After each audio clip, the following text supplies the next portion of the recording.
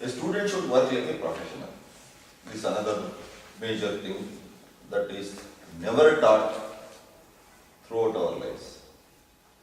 Now, who is a professional? One who's skilled in that.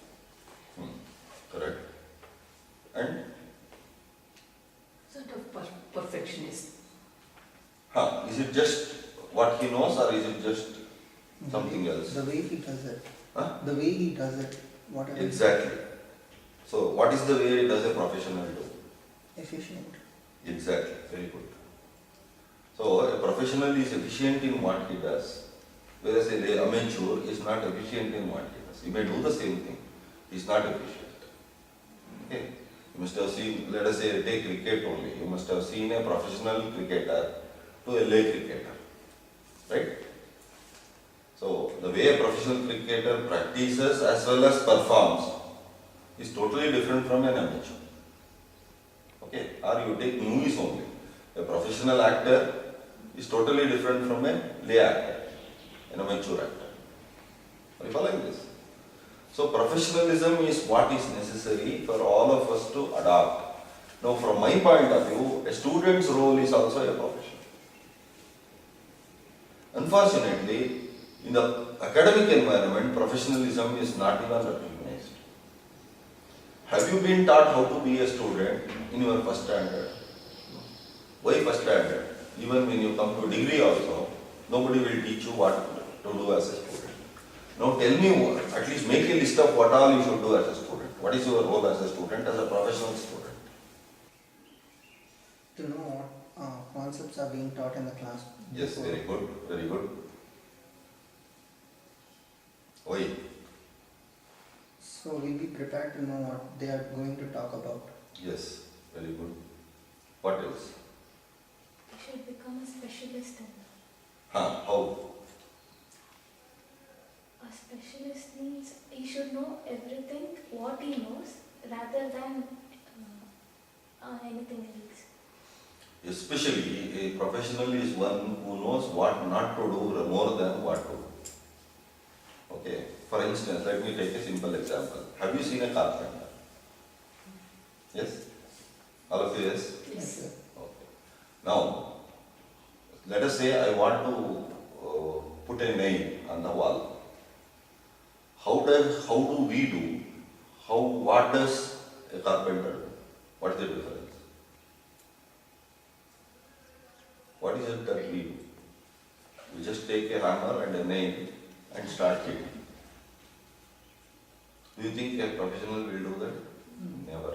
What does it You drill a hole in. do? No. He makes a First small thing, dent. He makes first thing, what does it do? Marks. No. a small dent and then he applies pressure, more pressure. No. As soon as you tell him that you want a nail there, what is the first thing that He he marks the position where the nail is. Okay, after that what does he do? Keeps a wooden piece. Hmm? Keeps a wooden piece. Yes, first he cuts a wooden piece. We lay people will never think about that. We think that nail is there, hammer is there, we start hitting, the nail gets bent, then we start repairing the nail. Then once again we try with that and then we may hurt our finger and then say, this job I will not do. But he knows exactly that for a nail to be actually taken in, it's better that I give a wooden piece as a support. Because not only the nail goes in smoothly, to take out the nail will also be easy. And the nail will not get bent if it is going into the wood. Okay? So the first thing he does is to cut the wooden piece. So suppose you say I want 10 nails, he will cut 10 wooden pieces. Okay? Then he will not directly put the nail, he will not even touch the nail. First he will drill the hole, put the wooden piece into the hole, and then only he will touch the nail.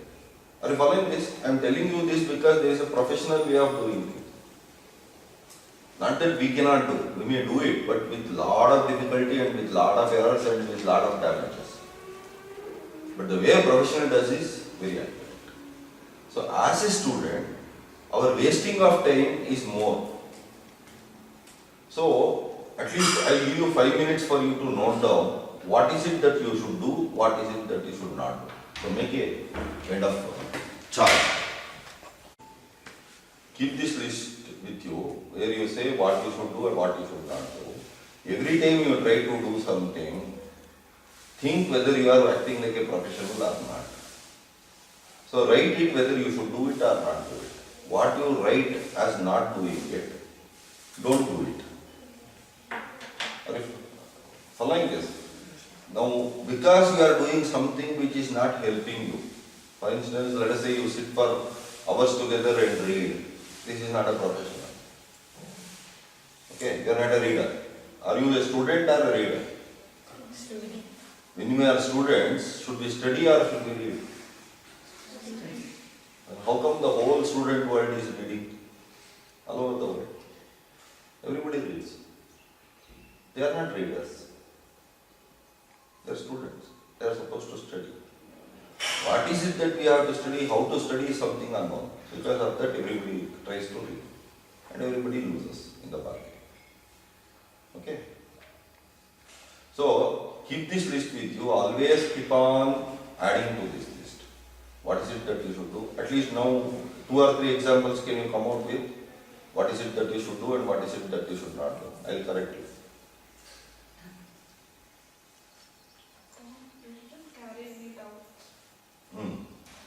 Do not carry any doubts. Good. What should you do? The moment you have a doubt, what should you do? Ask the related person. No.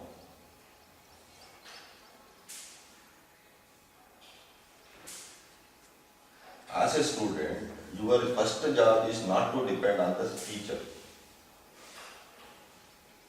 If you are a professional student, a professional will not depend on somebody. Is it not? When a carpenter comes, he will independently make a decision what is to be done. Right? Or let us say a surgeon, for instance.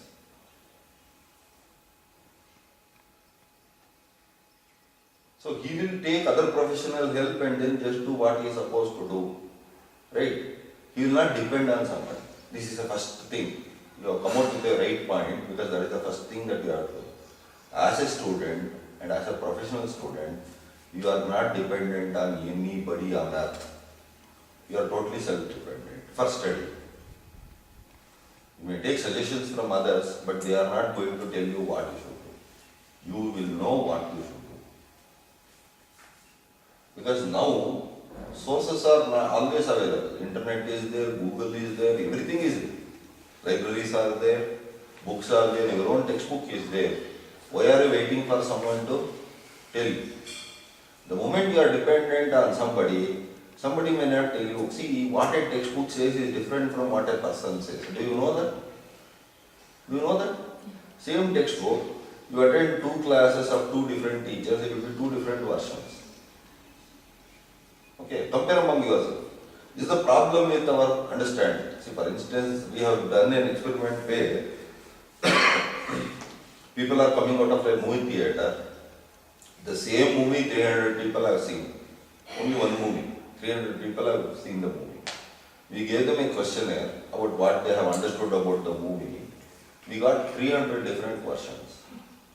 Not two. Any 2 versions, even by chance, were not same. Okay. The major story they may have all got. But especially when we go to details, they vary. So depending upon a person, that person may give you misinformation. Okay?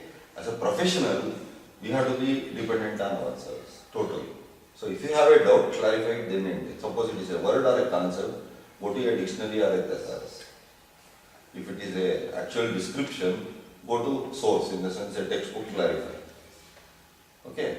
If it is even more complicated, go to a reference book and clarify.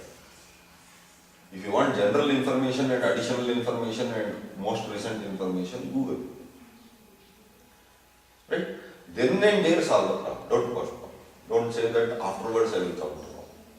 For instance, if you are reading, let us say, one sentence and one word you come across which you have never heard, until you make sure of that word, don't proceed. Because whatever else you read is redundant if you don't know this word. So that is the professional student.